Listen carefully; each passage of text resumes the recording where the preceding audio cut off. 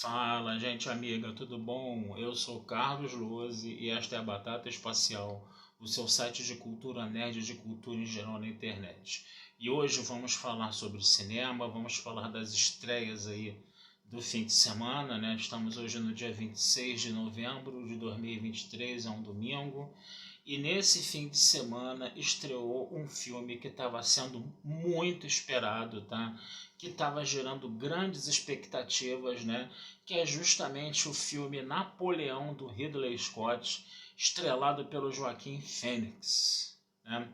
Vou dar spoilers aqui, tá? Se você ainda não viu o filme, tá? Já saiba que vocês vão receber milhares de spoilers pela proa, tá?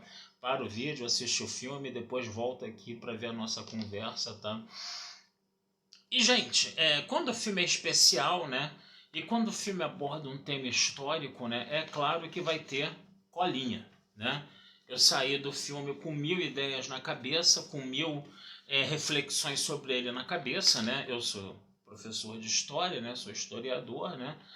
Eu sou chato, né? Porque todo historiador é chato. Se não for chato, não é historiador, entendeu? E o que acontece? Quando a gente. O Ridley Scott ele é conhecido por ter feito os grandes filmes históricos, né? Gladiador, Cruzada, né? Tá fazendo Napoleão agora. Ele fez outros filmes históricos também. Fez um filme sobre a época da Idade Média, do feudalismo, né? Que eu não me lembro o título agora, que teve Adam Driver, né? Que teve Matt Damon, né? E ele fez vários filmes históricos, todos bacanas, todos muito interessantes, tá? Agora, é aquela coisa, né? Quando você fala, né, de um filme histórico, né, a gente como historiador, né, sabe, né, que esses filmes históricos eles não vão ter um rigor histórico. A gente sabe que realmente uma coisa é você falar de história e outra coisa é você falar de cinema, entendeu? Então, quer dizer, o cinema ele não tem compromisso nenhum com rigor histórico, com realidade, ele não tem compromisso com nada, tá? Ele pode fantasiar as coisas. O que a gente pode fazer aqui é ver até onde ele se aproxima da história e até onde ele se distancia, né? Então a gente tem que pensar duas coisas bem básicas aqui antes de fazer uma discussão sobre um filme histórico. Primeiro, né? Qual é o valor cinematográfico dele, né? Isso é uma coisa, tá? E segundo, né? O quão ele é fiel às análises históricas sobre o tema que está sendo apresentado ali. Quanto ele é fiel, o quanto ele é infiel, né? Até que ponto ele se aproxima, ele se distancia, né? Das análises dos historiadores. Pois bem, estamos falando da Revolução Francesa e Napoleão. Primeira coisa, cinematograficamente falando, o filme é ótimo, o filme é muito bom, tá? Isso é uma coisa que a gente tem que falar aqui. Antes da gente conversar sobre a parte histórica, que é um pouco mais complicada e um pouco mais densa, e cinematograficamente o filme é ótimo, tá certo? O que faz o filme ser bom? O filme ele tem dois fios condutores básicos. O primeiro, a vida pessoal do Napoleão, sobretudo na sua relação com a sua esposa Josefine. Tá? Ele é um filme bem pessoal, bem intimista nesse ponto. Tá? Eu acho que o Joaquim Fênix, você não precisa dizer, né, nada sobre ele, né? Porque a gente já sabe que ele é um talento ímpar, né? Depois do papel que ele fez em Coringa, parece que ali ele criou alguma coisa nova, diferente na arte de interpretar. A impressão que deu foi essa. Eu acho que esse filme, no futuro, vai ficar lembrado sobre isso, né? O filme do Coringa. E o Joaquim Fênix também.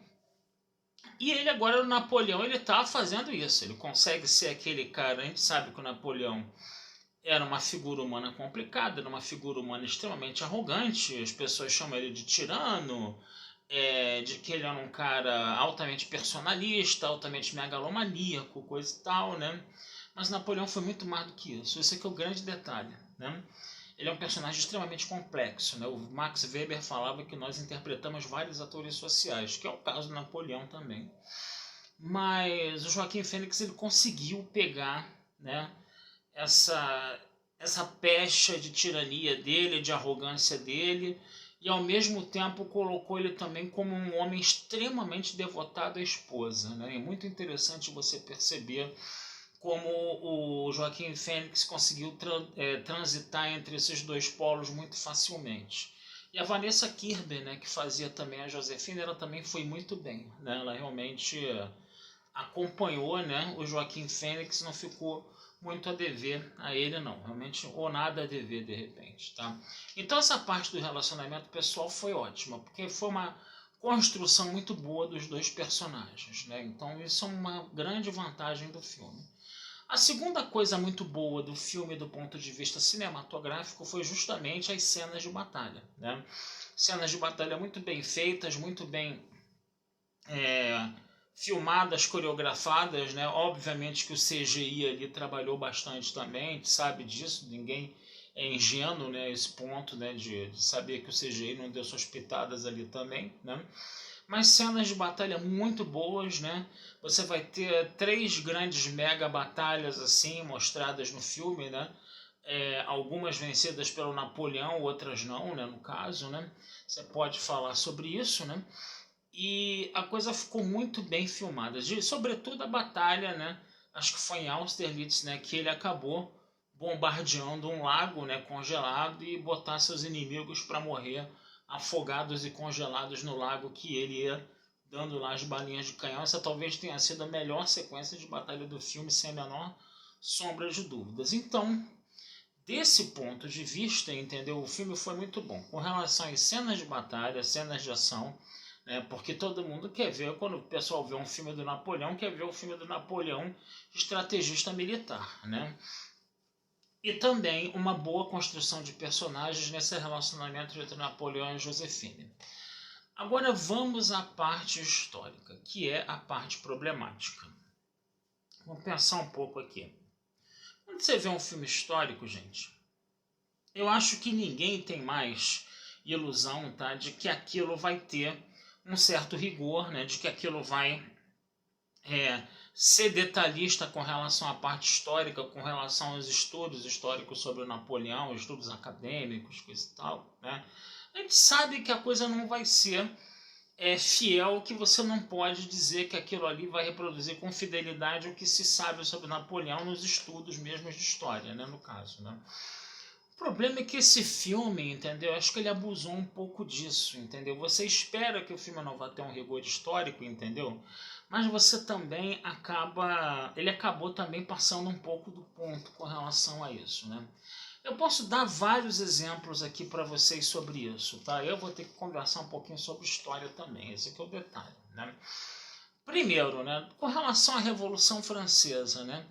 Muitos filmes sobre a Revolução Francesa, né, eles até séries, né, históricas, né, de History Channel da vida, que passam em canais de documentário, né, sempre demonizaram a figura do Robespierre, né? Robespierre, a gente sabe que ele ficou responsável pelo período do terror, né, na Revolução Francesa, pelo período onde você teve milhares e milhares de execuções na guilhotina com julgamentos sumários, muitas vezes julgamentos injustos, coisa e tal. Tudo isso aconteceu realmente, ele acabou depois sendo derrubado, guilhotinado também, a gente sabe de tudo isso, né? A gente sabe disso. O problema é que os filmes, gente, eles só retratam essa parte do grupo jacobino, né, do qual o Robespierre liderava, né? E a gente precisa também se lembrar, né, de que enquanto os jacobinos estavam governando a França, entendeu? Eles precisavam de apoio popular, né? Eles eram um grupo à esquerda da Assembleia, né? A gente sabe que esses termos de esquerda, direita e centro apareceram justamente na Revolução Francesa. Ele era do grupo à esquerda, e aí ele precisava de apoio popular para poder governar, né? Que ele tinha dado um golpe para tirar os políticos de centro e de direita do poder, né? No caso, ele precisava de apoio popular. Então ele tomou uma série de medidas populares. Ele criou, por exemplo, a lei do máximo, né? Perdão, que aumentava o preço, permitia que o preço do pão chegasse só a um nível máximo, não passasse daquilo ali para cima, porque o pão era um alimento das populações mais pobres. Ele, por exemplo, ele criou o sufrágio universal masculino, deu direito de voto para todos os homens maiores de 21 anos, ricos ou não, tá? que mais que ele fez? Ele fez uma reforma agrária, gente. Ele pegou as terras, né, dos senhores feudais e distribuiu para os camponeses, né? Então você vai ter uma série de medidas, né, que os jacobinos fizeram, entendeu? Para ajudar a população mais pobre, para dar apoio para a população mais pobre, apesar do período do terror. Mas os filmes, eles ficam, entendeu? Batendo só na tecla de que o Robespierre era um assassino, era um megalomaníaco, era um tirano que mandava condenar um monte de gente à morte, né? E a coisa não foi bem assim, tá? Realmente, ele vai ter também essa parte, né, do governo dos jacobinos se preocupar com a população mais pobre. E aí você vê essa condenação, essa demonização do Robespierre desde o Griffith, né? O Griffith, inclusive, Griffith não é referência para nada, né? Porque o Griffith, ele fez o nascimento de uma nação, e a Ku Klux Klan eram os mocinhos do filme, né? Então, só para vocês terem uma ideia da cabeça do Griffith. O Griffith dizia que tinha bolchevismo na Revolução Francesa. Então, e o grande vilão do filme era o Robespierre, né? Ele fez isso num filme chamado Órfãos da Tempestade, com as irmãs Dorothy e Lillian Gish, se não me engano, esse filme é de 1924, tá? Um filme mudo, né? Então, quer dizer, você sempre percebe, né, que a figura do Robespierre é uma figura muito demonizada, né, nos filmes sobre a Revolução Francesa, e esse filme do Ridley Scott não escapou disso, né? Ele continuou mantendo, né, essa discussão aí, tá? Eu tô olhando meu papelzinho aqui, tá? Porque realmente tem bastante coisa para falar aqui, esse vídeo vai ser longo, tá, gente? Uma coisa que é interessante da gente falar também aqui é o seguinte, fala-se muito dessa vida pessoal do Napoleão e dessa vida militar do Napoleão, mas não se fala da vida política do Napoleão, tá? Isso é uma coisa importante de ser dita, gente, porque quando você fica muito no campo militar, quando você fica muito no campo pessoal, aquela coisa como o Napoleão, o grande senhor da guerra, o cara tirano, o cara megalomaníaco, entendeu? Isso acaba crescendo muito, né? O filme do Ridley Scott, inclusive, no final, dá uma numeração de quantas pessoas morreram nas batalhas que o Napoleão empreendeu. Ele botou mais de 3 milhões de pessoas, como se Napoleão fosse um grande tirano, megalomaníaco, senhor da guerra, etc, etc, etc. Ele foi. Mas não foi só isso, esse que é o grande detalhe, né? Isso é que é importante da gente falar, né? Outra coisa também, é interessante você perceber, né, que quando você não faz essa discussão política, entendeu, em cima da figura do Napoleão, você esvazia completamente a participação do Napoleão na Revolução Francesa, né? E a participação do Napoleão na Revolução Francesa, ela foi muito importante. A gente sabe, né, que depois do Antigo Regime, durante o Antigo Regime, durante o absolutismo, né, quando os reis governavam autoritariamente, né, escolhidos por Deus, e trocava favores com senhores feudais e com a igreja, que você não tinha liberdade para nada, entendeu? E os movimentos liberais começaram a aparecer, né? A gente sabe que a Revolução Francesa foi o movimento liberal mais importante de todos, né? Que realmente enterrou o antigo regime de vez e colocou a sociedade liberal e capitalista no poder, né? E a Revolução Francesa teve um papel fundamental nisso. Primeira coisa, né, quando você vê a cena, né, do divórcio do Napoleão com a Josefine, né, a fala da Josefine na documentação está justamente condenando a Revolução Francesa. Isso foi uma coisa que realmente é complicada, porque o Napoleão ele teve uma participação fundamental na Revolução Francesa e na implementação da ideologia liberal pela Europa toda, porque quando ele fazia suas conquistas militares, os países, os lugares que ele conquistava, o que ele fazia? Ele acabava com o feudalismo, tá? Instituiu o Código Civil. O Código Civil que foi escrito por ele, tá? E que é um conjunto de leis que defende os direitos de quem possui uma propriedade, ou seja, um conjunto de leis que claramente atendia aos interesses da burguesia e que existe até hoje. Esse Código Civil que existe hoje aí, 90% dele foi escrito pelo Napoleão.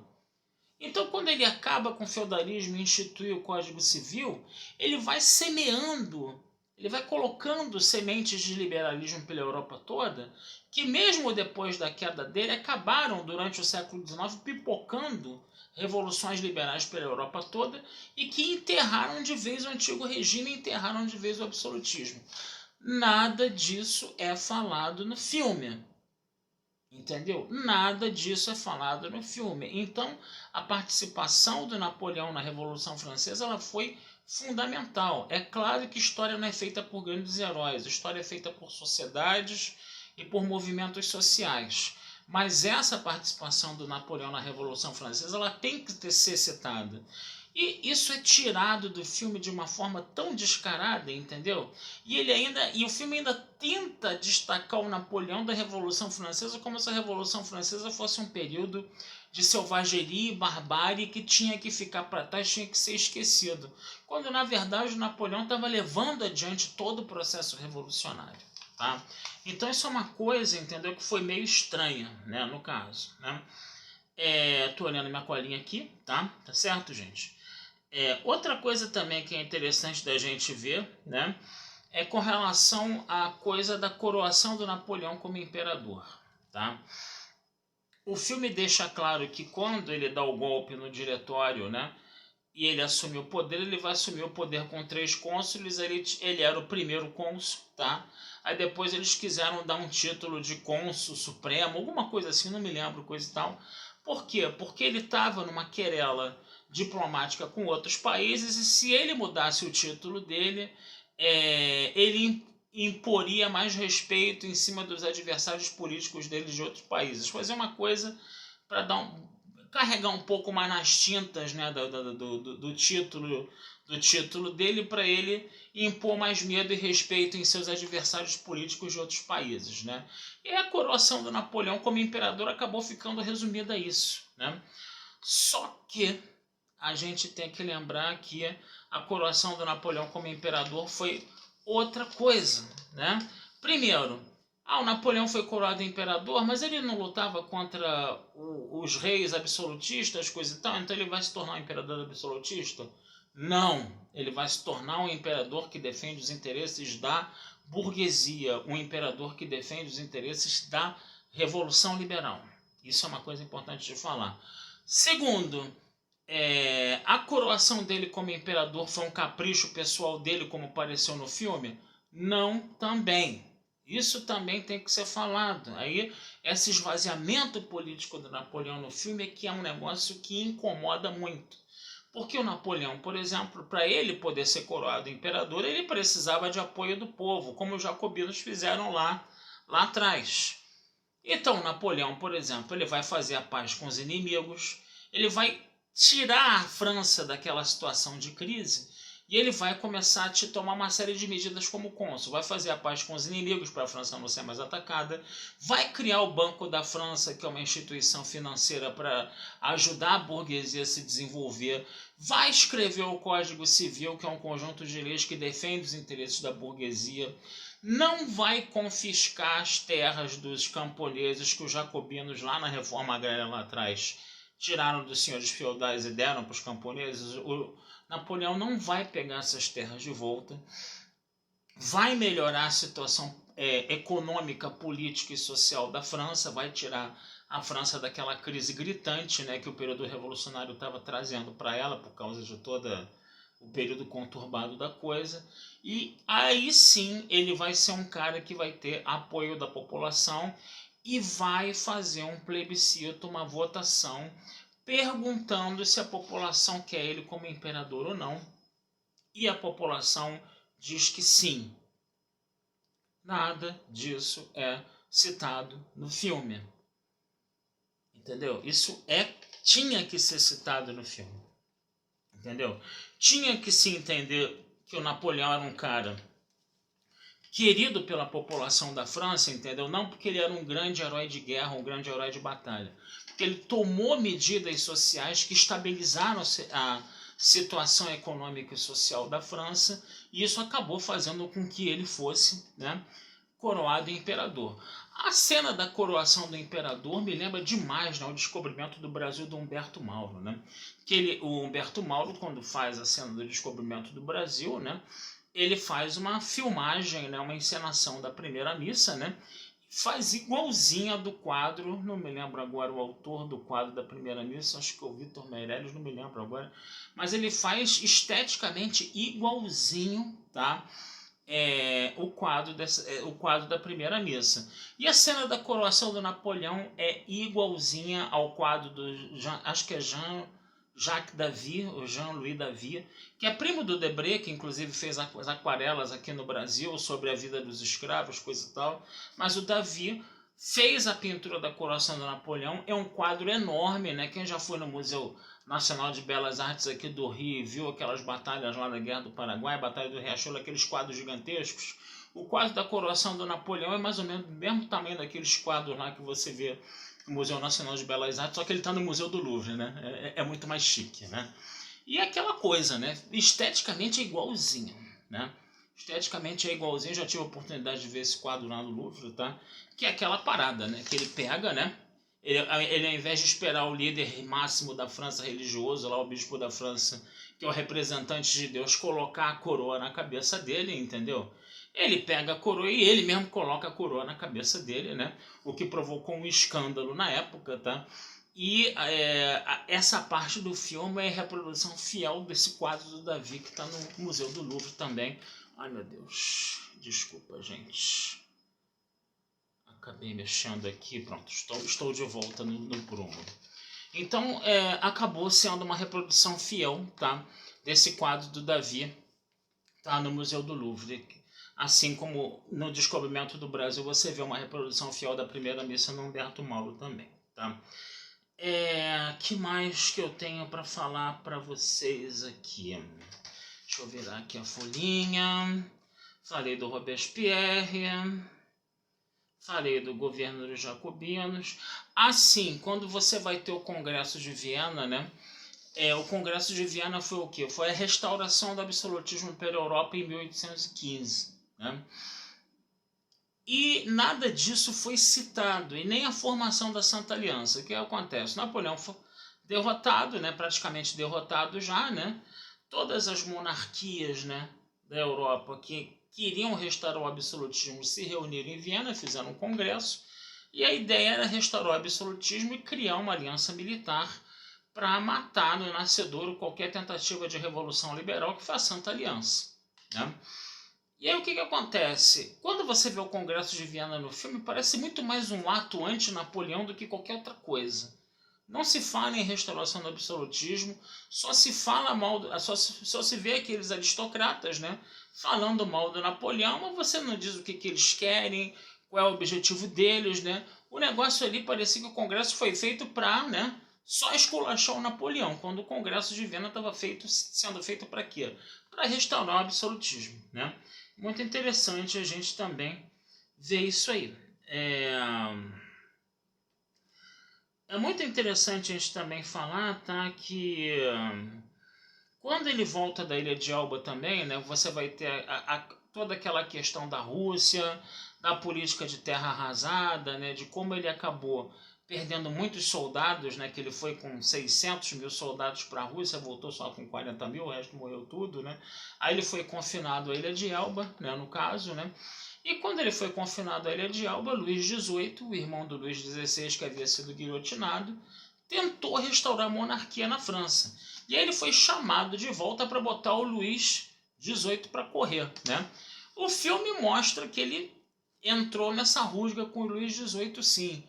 Mas a volta da França pareceu muito mais que ele voltou por causa da Josephine, né, do que por essa rusga do Luís XVIII, entendeu? Então o filme também deu uma ideia errada. Parece que ele voltou mais por um motivo pessoal, um homem apaixonado, desesperado, para ver sua amada, que sua amada estava novamente sendo cortejada pelo imperador da Rússia, um negócio assim, coisa e tal.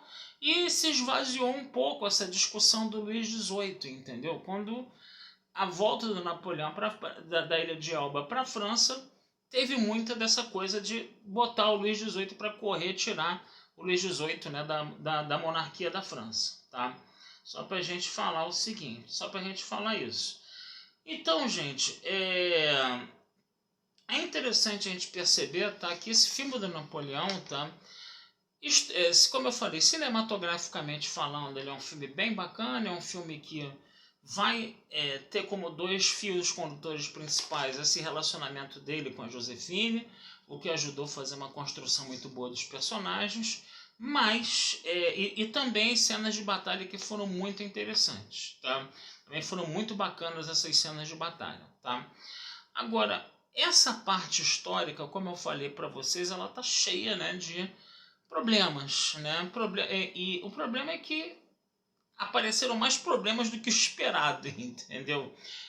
Quando você esvazia essa vida do Napoleão como político, como estadista, entendeu? E foca só na parte dele pessoal, foca só na parte dele da estratégia militar, foca só no comportamento autoritário dele, você tem uma visão um pouco deturpada do Napoleão, entendeu? Eu acho que não vou defender para vocês Napoleão, dizer que o Napoleão é o máximo, coisa e tal, mas sinceramente, gente, poderia, sabe, ser de outro jeito esse negócio aí, sabe? Eu acho que essa parte mais política dele poderia e deveria ser mais explorada. Eu acho que engrandeceria um pouco mais o personagem, entendeu? E ele não teria uma visão tão plana, tão tradicional, tão reducionista até, sabe? Eu acho que o filme ele acaba sendo reducionista, né, com Napoleão. Se ele foi bem construído com a Josefina de uma forma, entendeu? Essa ausência da vida política dele, da vida dele como estadista, e você privilegiar mais o lado militarista dele, entendeu? Isso esvazia um pouco, né, essa figura, esse personagem do Napoleão aí. Ele foi até estadista, mas como diplomata, como um cara que se relacionava, né, com os monarcas da sua época, entendeu? E ele também tinha aquela tarimba dele, né, de saber negociar, né, e saber morder e assoprar também. Isso apareceu.